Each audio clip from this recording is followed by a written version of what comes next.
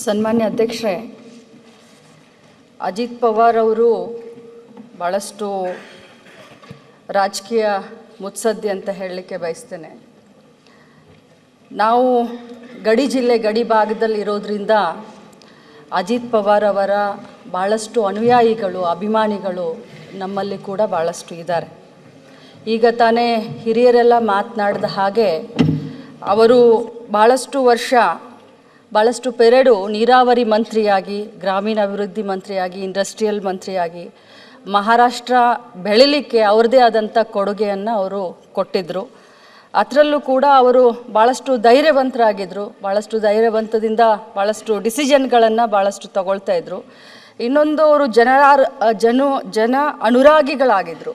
ಯಾಕಂತಂದರೆ ಬೆಳಗ್ಗೆ 6:30 ಗಂಟೆಗೆ ನಾವು ಭಾಳಷ್ಟು ಜನ ಹೇಳ್ತಾರೆ ನಮಗೆ, ಯಾಕಂದರೆ ಭಾಳಷ್ಟು ಹತ್ತಿರದ ಸಂಬಂಧಗಳು ಇರೋದರಿಂದ ನನ್ನ ಕ್ಷೇತ್ರದಲ್ಲಿ ಮತ್ತು ಬಾರಾಮತಿ ಇದಕ್ಕೆ.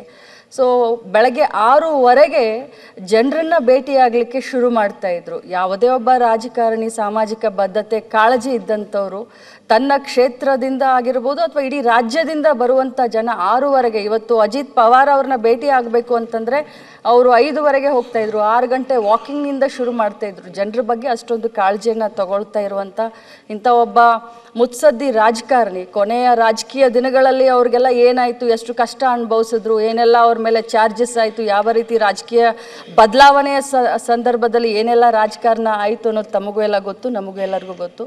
ಬಟ್ ಅವರು ಈ ರೀತಿ ಇವತ್ತು ಬೆಳಗ್ಗೆ ದುರ್ಘಟನೆಯಲ್ಲಿ ತೀರ್ಕೊಂಡಿದ್ದಾರೆ ಅಂತ ಹೇಳಿದಾಗ ನಿಜವಾಗ್ಲೂ ನನಗೆ ಆಗಲಿ ಅವರ ಅಭಿಮಾನಿಗಳಿಗೆ ನಂಬಲಿಕ್ಕೆ ಆಗಲಿಲ್ಲ.